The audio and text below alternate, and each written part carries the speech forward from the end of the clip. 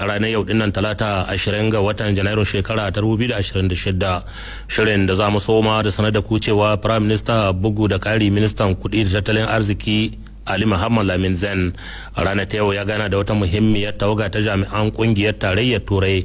Tawagar na karkashin jagorancin wakilin kungiyar tarayyar turan mai kula da yankin Sahel. Ba shakka ganawa an yi ta ne tare da kasancewar ministan da ke kula da harkokin cikin gida General de Division Mohamed Tumba da kuma ministan da ke kula da harkokin waje Bakariya Usangare, kana da ministan shari'a da kare hakkin dan Adam Aliyu Dauda. Hulɗa tsakanin ƙasar ta Nijar da kuma ƙungiyar tarayyar turai na daga cikin mayyan batutuwan da suka mamaye wannan tattaunawa tsakanin wakilan ƙungiyar tarayyar turan da kuma wakilan gwamnatin Nijar. Hasali ma sun fi mai da hankali ne akan ayyukan da za a mai da hari a kansu a cikin wannan sabuwar shekara ta 2026.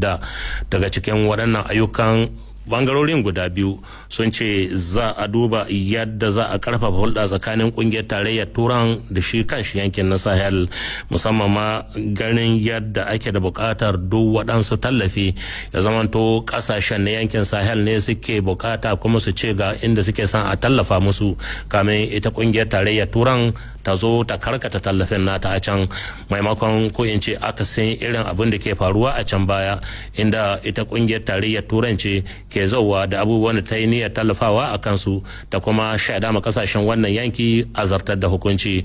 To a yanzu su ne za su rika gayin irin bukatocin da ke gare su da kuma inda suke son a zuba wannan tallafi domin tafiyar da al'amura kamar haka. An yi wani taro a ranar yau dinnan tsakanin gwamnatin Nijar da ofishin jakadancin Najeriya da ke nan birnin Yamai. Taron wanda aka yi tare da kasancewar wakilan kungiyar kula da ko hukumar kula da kaurai jama'a ta duniya OEM ya mai da hankali ne akan duba halin da 'yan gudun hijiran Najeriya da ke nan birnin Yamai ke ciki. Domin jin matakan da wannan muhimmin taro ya dauka ga ministan da ke kula da harkokin wajen Nijar Bakariya Usangare. Wasu abubuwa suka faru da basu da daɗi.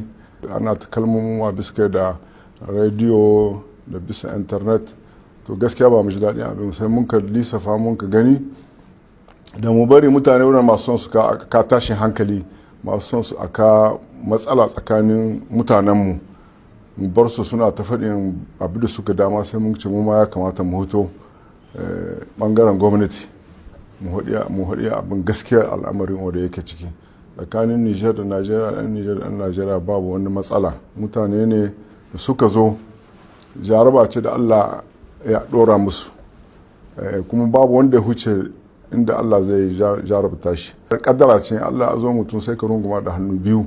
Duk wanda ka ga ya bar ƙasar shi ya zo ƙasa, ba ma ƙasa bai bar garin su ya zo wani gari yana bi dan mahauka, ka san dai ba cikin sauran shi ba. Don mutane da ya kamata a tausaya ma, kuma mu gaskiya a bangaren mu na gwamnati muna tausaya musu.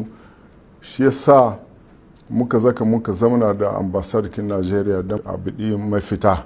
To sai Allah ya kaddaro ma, alhamdulillah, kafin ma a yi wannan taron sai suka ba mu labari mai daɗi cewa da bayan sun gamu da wannan mutanen kamar kimanin mutum 300,000 da ɗan kai.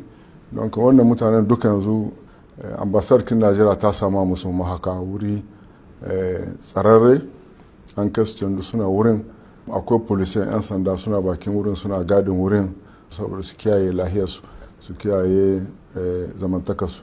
Don mu yanzu zaman da mun kai don mu tattauna mu gani cikinsu su waye da son su koma gida, a taimaka musu daidai gwargwado ya samu ya isa gida, wanda kuma shi bukatar shi ya zamana. Kuma duk wanda ka ga zamana ba da son rai ne ba. Mun san abubuwan da mun san matsalolin suka hudo su, kun ba 'yan Najeriya ɗaya ba ne. Mu ma muna da mutane a nan cikin Yamai da suka fito da wasu jihohi suka zo saboda irin wannan abu, irin wannan matsala. Muna da 'yan Mali, muna da 'yan Burkina, kazalika mu ma muna da mutanenmu duk cikin wannan kasashen.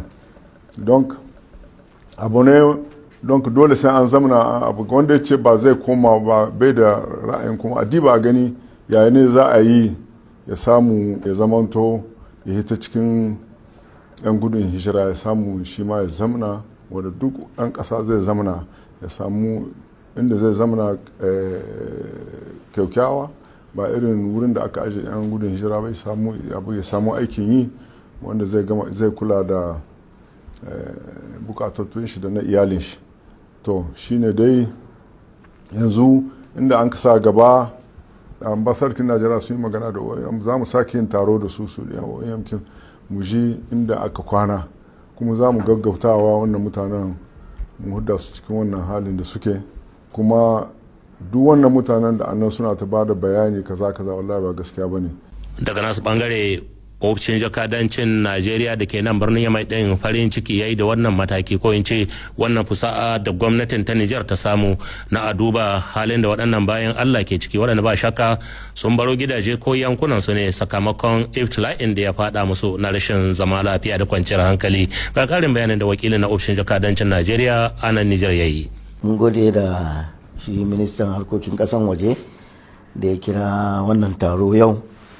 Ya nuna tabbacin kamar yadda minista ya faɗa tsakanin Najeriya da Nijar guda ne, babu bambanci, tunda ya nuna lalle su ma abin ya dame su, kuma haka ne mun ji daɗin wannan kira, kuma mun zauna an tattauna a nemi mafita na wannan 'yan uwanmu da jarabta ubangiji ya same su suka zo nan a matsayin baƙi.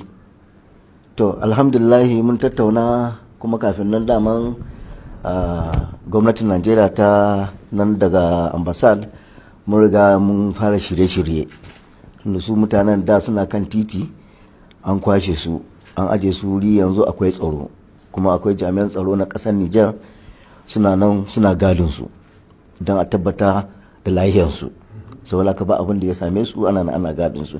Kuma akwai kungiya OIM na duniya masu kula da harkar baki, su ma muna tare da su ma suna nan suna taimakawa mutanenmu, alhamdulillah.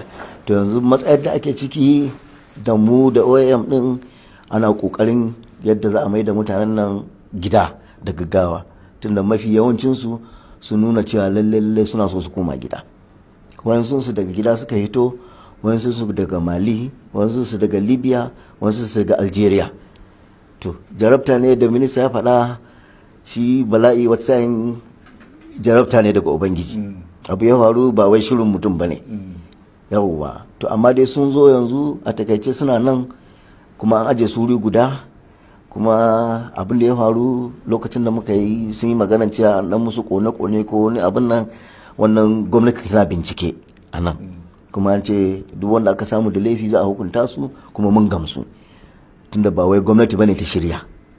Saboda haka a takaice yanzu babu wani matsala, in Allah yadda cikin lokaci kaɗan wannan mutanen za a maida su gida. Daga nasu bangare ministan kula da ayyukan gine